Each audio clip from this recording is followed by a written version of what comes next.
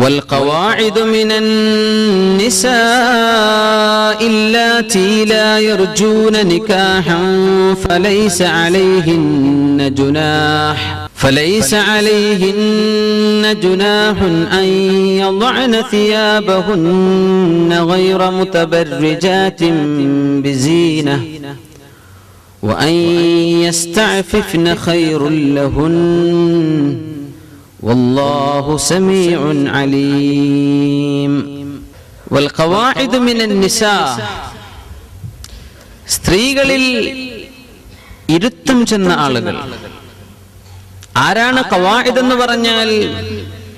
അല്ലാത്തി ലാ യർജൂന നികാഹൻ, അല്ലാത്തി ലാ യർജൂന നികാഹൻ, ഒരു കല്യാണം ചിന്തിക്കാൻ പോലും അവർക്ക് കഴിയില്ല, അങ്ങനെ പ്രായമെത്തിയിട്ടുണ്ട് അത്തരം വൃദ്ധകളായ പെണ്ണുങ്ങൾ. ഫലൈസ അലൈഹിന്ന ജുനാഹ്, അവർക്ക് വിരോധമില്ല. അൻ യദഅന സിയാബഹുന്ന, അവരുടെ മേൽവസ്ത്രം അവർ എടുത്തു വെക്കൽ കുഴപ്പമില്ല എന്ന് പറഞ്ഞാൽ മുഖം മറക്കുന്ന ജിൽബാബിനാണ് ഇവിടെ ഈ സിയാബഹുന്ന എന്ന പ്രയോഗം. അതവരെ ഒഴിവാക്കിയത് കൊണ്ട് പ്രശ്നമില്ല. എവിടെ എന്നൊക്കെ പറയാം.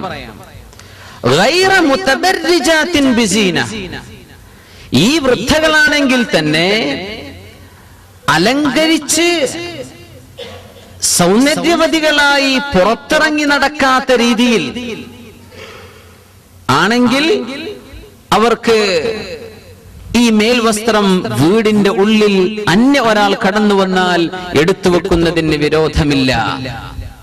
എന്നുകൂടെ, ഒരു പെണ്ണ് അന്യ ഒരു പുരുഷന്റെ മുമ്പിൽ അവളുടെ ഔറത്ത് ശരീരം മുഴുവനാണ് എന്ന പ്രബലമായ അഭിപ്രായത്തിലേക്കുള്ള ഒരു സൂചന കൂടിയാണ് ഈ ആയത്ത്. ഒരു ഉമ്മൂമ്മ, എങ്ങനത്തെ ഉമ്മ? അല്ലാത്തി ലാ യർജൂന നികാഹൻ, അവരിനി ആരും കല്യാണം കഴിക്കൂല. അത് മാത്രമല്ല, അവരെ കണ്ടിട്ട് ആർക്കും അങ്ങനെ ഒരു തോന്നലോ ഒരു വൈകാരികമായ ചിന്തയൊന്നും തോന്നൂല. ഖവാഇദ് എന്ന് പറഞ്ഞാൽ ഹൈള് രക്തം, അവരുടെ ആ ഒരു മെൻസ്ട്രേഷൻ പോലും നിന്നുപോയിട്ടുണ്ട്. ഖവാഇദ് എന്ന് പറഞ്ഞാൽ അവർക്കിനി മക്കൾ ജനിക്കില്ല എന്ന കാര്യം ഉറപ്പാണ്. ഇനി കുട്ടികളൊന്നും ഉണ്ടാവില്ല, അങ്ങനെ പ്രായമെത്തിയിട്ടുണ്ട്. വൽ ഖവാഇദ്, അതിന് മറ്റൊരർത്ഥം അവരെ കണ്ടാൽ ആർക്കും ഒരു വൈകാരികതയും തോന്നാത്ത പ്രായമെത്തിയവർ. അവരൊരു പുരയിലിരിക്കുമ്പോ അവിടുത്തെ ഫ്രിഡ്ജ് നന്നാക്കാൻ അല്ലെങ്കിൽ ചുമരിന് ഒരു റിപ്പയർ വർക്ക് ചെയ്യാൻ അന്യൊരാൾ കടന്നു വന്നു. അവരുടെ മുമ്പിൽ ജിൽബാബ്, മുഖം മറച്ചുകൊണ്ടേ അവർ നിൽക്കാവൂ. പക്ഷേ ഇങ്ങനത്തെ പെണ്ണുങ്ങൾ, അങ്ങനെ അന്യരാൾ അവരുടെ വീട്ടിലേക്ക് വന്നാൽ, കാരണം തൊട്ട് മുമ്പത്തെ ആയത്തും വീട്ടിനുള്ളിലെ ചർച്ചയാണ്, വീട്ടിലേക്ക് വന്നാൽ ഇമാം ഖുർത്തുബി റളിയല്ലാഹു അൻഹു അത് വ്യക്തമാക്കി പറഞ്ഞിട്ടുണ്ട്. അങ്ങനെ വന്നാൽ ആ മുഖം മറക്കുന്ന ജിൽബാബ് അവരെടുത്തു വെച്ച് കുഴപ്പമില്ല, ബാക്കി ശരീരമൊക്കെ മറച്ചു കിടക്കുകയാണ്, ആ ജിൽബാബ് അവരെടുത്തു വെച്ചത് കൊണ്ട് കുഴപ്പമില്ല. ഗൈറ മുതബർരിജാത്തിൻ ബിസീന, അവിടെ സൗന്ദര്യം പ്രകടിപ്പിച്ചുകൊണ്ടാകരുത്. മുഖക്കണ്ട് കണ്ടുനോക്കുമ്പോ ലിപ്സ്റ്റിക് ഇട്ട ഉമ്മൂമ്മയാണ്, അത് പറ്റില്ല. ഉമ്മുമാരൊക്കെ ലിപ്സ്റ്റിക് ഇട്ട് ഇറങ്ങുന്ന കാലാണിത്. നമ്മുടെ നാട്ടിലെ കുറവാണ് കേട്ടോ.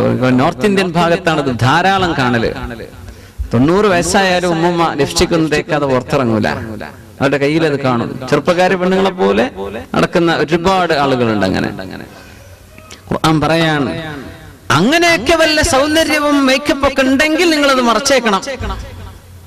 അതൊന്നുമില്ല. എന്ത് ഉമ്മുമാനെ കണ്ടിട്ട് എന്ത് തോന്നാനാണ്? അങ്ങനത്തെ ഉമ്മൂമ്മമാർക്ക് എന്ത് ചെയ്യാം? ആ വസ്ത്രം താഴെ വെക്കുന്നത് കൊണ്ട് വിരോധമില്ല.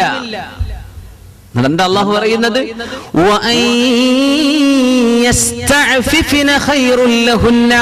എന്നാലും ആ വസ്ത്രം കൊണ്ട് മറക്കൽ തന്നെയാണ് അവർക്ക് ഏറ്റവും നല്ലത് തന്നെയാണ്. അള്ളാഹു ഒരു ഇളവ് തരികയാണ്, താഴെ വെച്ചേക്കണം. ആ മുഖം മറക്കുന്ന ജിൽബാബുകൾ എടുത്തു വെച്ചോളി, എന്നാലും അത് വെക്കൽ തന്നെയാണ് ഖൈറ് കേട്ടോ. കാലം ഇങ്ങനെയൊക്കെ വരുന്നൊക്കെ അള്ളാഹു തആലക്ക് അറിയൂലേ? സുബ്ഹാനല്ലാഹ്. എന്നാലും അത് തന്നെയാണ്. ഏതെങ്കിലും ഒരു ഭ്രാന്തന് ആ ഒരു ഉമ്മൂമ്മയോട് അങ്ങനെ തോന്നിയാൽ എന്ത് ചെയ്യാൻ പറ്റും? കള്ളു കുടിച്ചു വരുന്ന മനുഷ്യന്മാരാ, ഉമ്മയാണോ പെങ്ങളാണോ ആങ്ങളെ തിരിയാത്ത കാലമാണ്.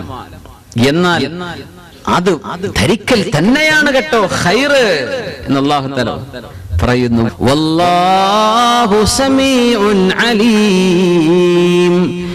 ഇങ്ങനെ ഒരു നിയമം അല്ലാഹു ഇറക്കുമ്പോൾ നിങ്ങൾ അതിനെക്കുറിച്ച് എന്തൊക്കെയാണോ പിറുപിറുക്കാൻ പോകുന്നത്, ഇത് സമീഉൻ, അല്ലാഹു ശരിക്കും കേൾക്കുന്നവനാണ്. അലീം, ഇങ്ങനെ അല്ലാഹു ഒരു നിയമം അവന്റെ സൃഷ്ടികളോട് പറഞ്ഞാൽ നിങ്ങൾക്ക് എന്താണോ മനസ്സിൽ ഉദിക്കാൻ പോകുന്ന ചിന്തകൾ, ഇതെല്ലാം അല്ലാഹുവിനറിയാം കേട്ടോ. ഇനിയിപ്പോ ചെറുപ്പക്കാരിയുടെ കാര്യം പറയണോ? വല്യമ്മമാരുടെ കഥയാണ് ഈ പറയണത്. ഖുർആന്റെ ശൈലി നോക്കണം. അതങ്ങ് പറഞ്ഞാൽ പിന്നെ ബാക്കിയുള്ളവർക്ക് ഇനി ഇത് എന്താ ഇനി പറയാൻ? അപ്പൊ മുഅ്മിനീങ്ങളെ, അല്ലാഹു തആല ഒരു ഭാഗത്ത്, നമ്മളൊരു ഭാഗത്ത്, ഈ രീതിയിലാണ് ഇപ്പോ നമ്മുടെ ലോകത്തിന്റെ പോക്ക്. ഇങ്ങനെയാണ്. അല്ലാഹുവിലേക്ക് തിരിച്ചു വരാൻ അല്ലാഹു വിളിക്കാൻ.